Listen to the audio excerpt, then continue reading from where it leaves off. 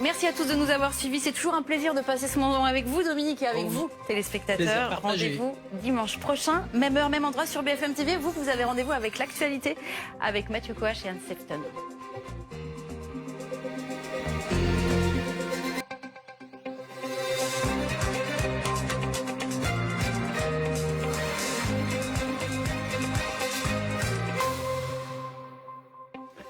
Bonjour à tous et bienvenue dans BFM Weekend. Bonjour Anne. Bonjour Mathieu, bonjour à tous. À la une cet après-midi, le Rassemblement national fait sa rentrée sur fond de crise politique. Discours de Marine Le Pen puis de Jordan Bardella à suivre en direct sur BFM TV dès 15h. Ils vont fendre la foule du Palais des Congrès de Bordeaux avant de mettre la pression sur Emmanuel Macron et le nouveau Premier ministre Sébastien Lecornu. Un meeting au lendemain d'une manifestation géante de l'extrême droite dans les rues de Londres. Au moins 110 000 personnes ont défilé pour la liberté d'expression et contre l'immigration. L'Europe connaît-elle une montée en puissance des extrêmes? Nous poserons la question à nos invités. Un mois de septembre rongé par les contestations de toutes parts. Outre celle de jeudi, on apprend que la FNSEA, le premier syndicat agricole, prévoit une grande manifestation le 25 septembre. Et fait plus rare, les patrons songent aussi à se mobiliser en cas de hausse des impôts. Annonce faite aujourd'hui par le président du MEDEF. L'actualité judiciaire marquée par les suites de l'enquête sur l'agression jeudi d'un policier de la brigade anticriminalité de Tourcoing. On apprend aujourd'hui, et c'est une info BFM TV, que les suspects ont été mis en examen âgés de 15 à 19 ans. Ils n'ont aucun antécédent judiciaire. L'actualité dominée donc cet après-midi par la rentrée du Rassemblement national. Tous les cadres du parti, Anne, sont réunis au Palais des Congrès de Bordeaux. Et on va retrouver sur place Sophie Dupont qui nous attend pour BFM TV. Bonjour Sophie, vous suivez cette prise de parole de Marine Le Pen et de Jordan Bardella. Est-ce qu'ils vont mettre tous les deux la pression sur le nouveau Premier ministre, Sophie ? C'est exactement leur programme de l'après-midi, parce qu'il faut savoir que cette rentrée est très prévue de longue date et qu'évidemment ils n'avaient pas prévu qu'il y ait un nouveau Premier ministre cette semaine. Alors les discours ont été réécrits. Marine Le Pen et Jordan Bardella, qui devaient lancer la campagne des municipales, vont évidemment axer leur prise de parole sur la politique nationale. Le parti Le Peniste, qui n'a pas encore reçu de coup de fil de Sébastien Lecornu ni d'invitation à Matignon, même s'ils assurent qu'ils vont s'y rendre, eux qui ont déjà dîné par le passé avec le nouveau Premier ministre. Mais pour autant, pas de bienveillance à son égard. En privé, Marine Le Pen, elle se dit tout simplement peu confiante sur Sébastien Lecornu. Elle dit n'avoir rien appris dans son interview hier. Elle dénonce des mesurettes symboliques. Et alors que le nouveau locataire de Matignon semble se tourner vers la gauche, Marine Le Pen dénonce un bricolage d'accords de non-censure. Le RN qui est aujourd'hui dans cette rentrée sur une ligne de crête, parce qu'il veut se montrer prêt à discuter pour ne pas apparaître comme des fauteurs du chaos ou encore de l'instabilité. Mais en coulisses, le sort de Sébastien Lecornu semble déjà bel et bien scellé. À 99%, on va appuyer sur le bouton, me confier un très proche de Marine Le Pen. Le RN qui, vous l'aurez compris, a durci le ton vis-à-vis de Sébastien Lecornu, parce que il y a la dissolution qui est rentrée dans l'équation. Maintenant que la dissolution est possible, il va nous en falloir beaucoup plus pour être satisfait, me confier un conseiller de Jordan Bardella. Reste que si Sébastien Lecornu parvient à obtenir un accord de non-censure allant des Républicains au Parti Socialiste, il n'aura plus besoin de la bienveillance du Rassemblement national. Grand merci à vous, Sophie Dupont, en direct de Bordeaux avec Niels Olson. On va continuer de parler de cette prise de parole avec nos invités. Maurice Safran est là. Bonjour, cher Maurice, éditorialiste politique au magazine Challenge, et Léopold Haudebert du service politique de BFM TV.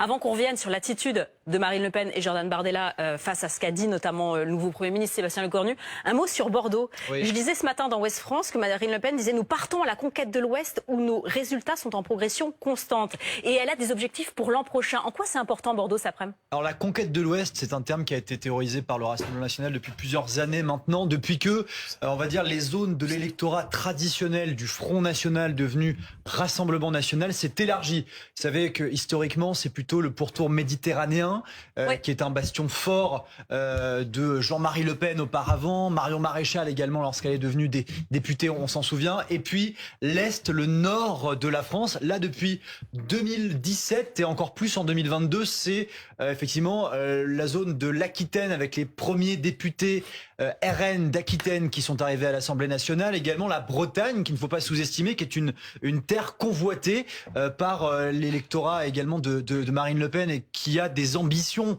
pour la suite. Donc c'est un symbole, Bordeaux aujourd'hui, symbole de ces nouveaux territoires que convoite le Rassemblement national. Maurice Safran, quel est l'objectif, si on devait le résumer, du Rassemblement national de Marine Le Pen et Jordan Bardella? On voit une montée en puissance aussi sur la scénographie avec ces drapeaux, cette musique très forte. On a l'impression qu'ils sont en train de mettre un coup d'accélérateur, mais pourquoi?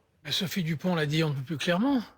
Faire tomber Sébastien Lecornu et faire tomber le plus vite possible Sébastien Lecornu. Alors, on peut considérer que c'est paradoxal parce que dans le camp macroniste, celui qui a joué parfois les intercesseurs avec le Rassemblement national, c'est Sébastien Lecornu. Il a dîné il n'y a pas si longtemps, il y a quelques mois, avec Jordan Bardella. On nous parle même de 3 dîners en tout. On parle même de 3 dîners. Donc on pouvait considérer que c'était le mieux placé, au contraire, pour obtenir la neutralité dans les semaines et les mois qui viennent du Rassemblement national. C'est exactement le contraire qui se produit. Parce qu'elle veut, Marine Le Pen veut la dissolution le plus rapidement possible, donc elle va faire la pression maximum. Pourquoi veut-elle la dissolution? Il faut aussi se souvenir d'une date absolument clé dans l'avenir de Marine Le Pen, c'est le 15 janvier. Le 15 janvier, c'est le procès en appel. Elle ne s'attendait absolument pas à ce que le procès soit aussi rapide. Tout avait été construit au Rassemblement national pour un procès en mai ou en juin prochain. C'est au mois de janvier. Donc tout d'un coup, toute la stratégie tombe. Est-ce qu'elle pourra être candidate? Est-ce qu'elle ne pourra pas être candidate? Est-ce qu'elle pourra se présenter pour les législatives?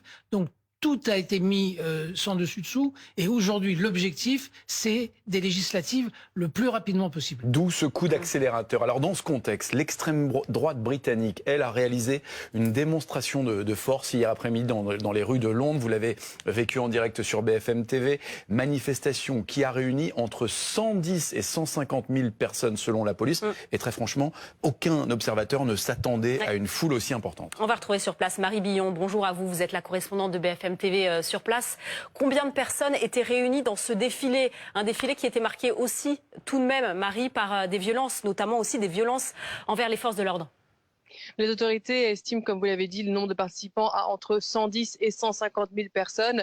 Il y avait 1000 policiers de Londres qui étaient déployés et 600 qui étaient venus de la province pour aider à surveiller en fait ce rassemblement. Mais il semblerait que la police, c'est ce qu'ont dit en tout cas certains hommes politiques ce matin, la police n'était pas préparée à un tel afflux de monde. Il faut dire qu'il y avait aussi 5 matchs de foot le jour même, donc il y avait aussi beaucoup de supporters de foot liés à l'ancien mouvement du hooliganisme qui ont participé à ce rassemblement. Et il y a eu des violences contre les policiers. On a entendu très rapidement des policiers se faire insulter, mais ils n'ont pas répondu. Là où ça a vraiment clashé, c'est quand les participants de la manifestation de l'extrême droite ont voulu briser le cordon, la première fois aux abords du Parlement de Westminster, et puis surtout à l'endroit où la contre-manifestation était arrivée, une manifestation antiraciste qui avait fait le chemin vers le quartier des gouvernements de Whitehall, mais qui était séparée par un cordon policier des manifestants d'extrême droite. Les manifestants d'extrême droite ont voulu casser ce cordon pour aller s'en prendre aux manifestants antiracistes. Il y a eu en tout 26 personnes qui ont été arrêtées et 25 policiers qui ont été blessés, 4 dans un état grave. Merci beaucoup Marie Billon. On va retrouver tout de suite Laetitia Langlois. Vous êtes spécialiste de la droite populiste et vous connaissez parfaitement à la fois l'extrême droite française et l'extrême droite britannique, alors que on a vu voilà ces images l'une à côté de l'autre de ce meeting de Marine Le Pen et Jordan Bardella et de cette manifestation avec une foule immense hier dans les rues de Londres. Alors avant de vous entendre, les équipes de BFM TV ont interrogé les militants du Rassemblement national et leur ont demandé ce qu'ils pensaient justement de cette manifestation à Londres. Écoutez. Nous, on n'arrive pas forcément à descendre dans la rue sur ces sujets-là, mais pourquoi pas? Parce que la gauche arrive à le faire, à mobiliser ses électeurs. Souvent, ils ont des débordements, mais nous, vous pouvez le voir comme aujourd'hui, ça se passe très bien, il n'y a pas de débordement et ce serait pas mal de se faire entendre par ce moyen-là, oui. On devrait peut-être faire pareil en France. Et il disait vraiment ce qu'il ressentait. Je pense qu'on devrait faire la même chose en France. Et plus encore. Parce qu'on voit bien qu'on commence à être un peu dépassé par la situation, je crois. Laetitia Langlois, quand vous entendez ces militants du Rassemblement national, mais pas que, on peut entendre aussi d'autres militants du côté de l'Italie avec Giorgia Meloni, est-ce que vous dites il y a un lien entre tous ces mouvements ou c'est plus complexe que ça? Est-ce qu'il y a un véritable mouvement de fond là qui ferait monter l'extrême droite? Oui, bien sûr, il y a un véritable mouvement de fond en Europe, et pas juste en Europe. On a bien sûr le cas des États-Unis. Et Emmanuel Macron, il y a quelque temps, avait parlé d'une internationale réactionnaire. Et je crois que le terme était tout à fait pertinent. Alors après, il y a aussi des différences. Évidemment, ces groupes et ces groupes d'extrême droite sont complexes. Et il ne faudrait pas croire qu'ils se ressemblent tous. Et surtout, Tommy Robinson n'est pas un homme politique, c'est un agitateur. C'est un militant, mais il n'a pas de mandat électoral. Il ne fait pas partie du jeu des institutions politiques. On pense aussi forcément aux États-Unis et à Donald Trump qui porte ces mêmes thèmes, en particulier la lutte contre l'immigration. Par quel phénomène, en fait, ces mouvements s'agrègent? C'est uniquement les réseaux sociaux?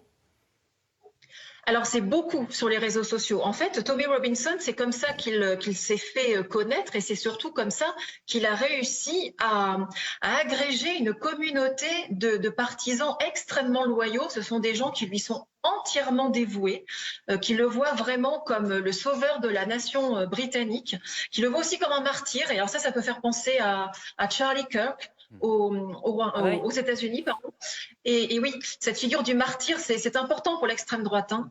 C'est une figure très très puissante, très forte, et qui galvanise les foules. Et Tommy Robinson, il arrive à galvaniser justement sur ses réseaux sociaux où tous les jours, et surtout ces derniers jours en attente de cette manifestation, il a bombardé ses partisans de dizaines et de dizaines de posts et de vidéos. Restez avec nous, Laetitia Langlois. Vous faisiez référence à Charlie Kirk, qui est bien évidemment, on le rappelle, l'influenceur conservateur tué par balle aux États-Unis mercredi dernier. Maurice Safran, quel est le regard que vous portez sur les événements qui se sont déroulés hier à Londres? Il y a une différence. Alors, il y a un vrai mouvement de fond, ce que votre interlocutrice vient de dire. Ouais. Il y a une différence avec la France, c'est que le Rassemblement national est aux portes du pouvoir. Donc, il n'est plus dans une situation de manifestation de masse, etc. Ça, c'est le premier point. On est en France dans une situation différente. Le deuxième point, qui est absolument fascinant, c'est que la première revendication de la manif, ce n'est pas du tout sur l'immigration. La première revendication de la manif, c'est la liberté d'expression.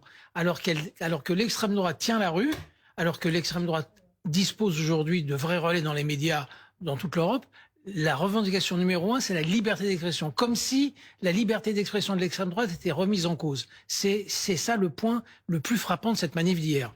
Alors, tout cela intervient dans un mois de septembre qui est le mois des mobilisations. Après celle de jeudi, à l'appel de l'intersyndicale, eh bien, on apprend aujourd'hui que la FNSEA, le principal syndicat agricole, prévoit une grande journée d'action. Ce sera le 25 septembre. Son président Arnaud Rousseau, regardez, déclare qu'il s'agit de protester contre le Mercosur, ce marché commun d'Amérique du Sud, mais aussi des taxes imposées par Donald Trump. Et pour en parler, accueillons l'une des figures du mouvement de protestation des agriculteurs début 2024. Bonjour à vous, Jérôme Bail, éleveur de bovins, rappelons-le, en Haute-Garonne. Bonjour.